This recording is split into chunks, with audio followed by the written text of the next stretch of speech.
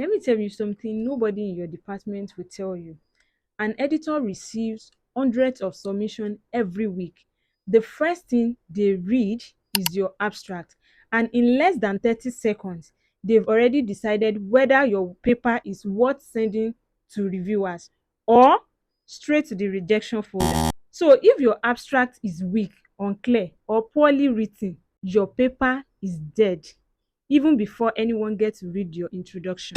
This video is part of our Publish to Flourish series, where we talk about real conversation about the real publication journey.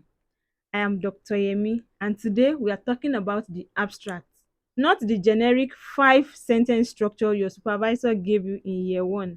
I mean a genuinely compelling, well argued abstract that makes an editor lean forward and say, this one is worth reading. Let's get right into it. Why most abstracts fail. This is the honest truth about abstract I have seen from postgraduate students. They are written as an afterthought. The paper is done, the deadline is tomorrow, and the researcher sits down and writes 250 words that basically summarize the table of contents. That is not an abstract, that is an index. A strong abstract does not just tell reader what your paper contains. It tells them why your paper is important, what problem you solved, how you solved it, and what the world now knows because of your research. That is 4 completely different things. And most abstracts only contain 1 or 2 of them. Think of your abstract this way. If someone never reads your full paper and only reads your abstract, they should walk away understanding what you did, why you did it, and what it means for your field. That is the standard you are writing. 5 elements of a powerful abstract. 1. The problem you are addressing. Your abstract must open with a clear statement of the problem your research addresses. Not background, the problem. What gap exists in knowledge that make your study necessary? 1 or 2 sentences maximum. Be direct and be specific. Vague problem statements are the #1 reason abstract lose editors in the first 10 seconds. 2. Your research objective or question. Immediately after stating the problem, tell the reader exactly what your study set out to do. What question were you answering? What objective were you pursuing? This sentence should be so clear that a researcher in a completely different field can understand what you are doing. If you need 3 sentences to explain your objective is not clear enough yet. Element 3, your methodology in 1 powerful sentence. This is where most students either write too much or too little. You don't need to explain your entire methodology in the abstract. You need 1 strong sentence that tells the reader what data you use and what analytical techniques you apply to your work. Let me give you this example. This study used cross-sectional survey data of 420 rural households in southwest Nigeria, analyzed using a double hurdle regression model. That 1 sentence tell me everything I need to know about methodology without drowning me in details. Element 4, your key findings. This is the most important part of your abstract and the most underwritten. Your findings section should not say results show significant relationship between the variables. No, that is telling me nothing. Let me give you another example.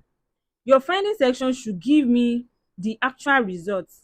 Household income, diet diversity, and market access were significant determinants of food security, with household income showing strongest effects. Do you see the difference?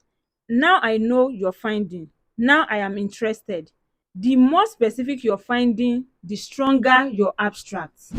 Let's look at element 5, your contribution and implication. Close your abstract by answering the so what question. What does your finding mean for policy, practice, or future research?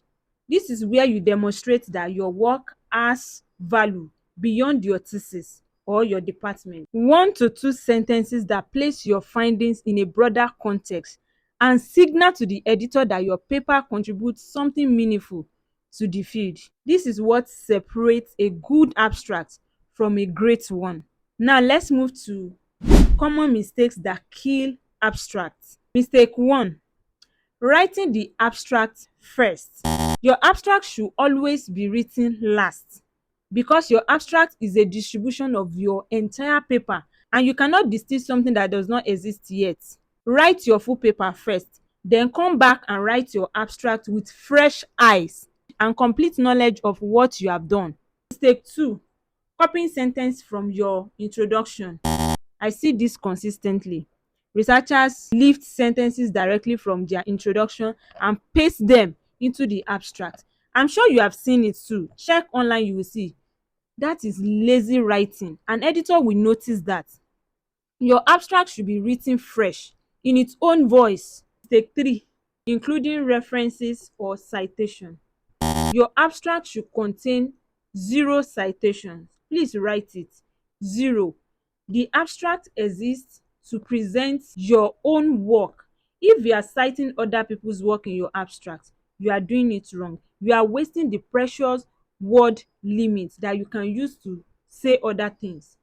Mistake 4: being vague about your finding. If your finding section use phrases like "the study found interesting results" or "the analysis revealed important pattern," rewrite it immediately. Listen to this.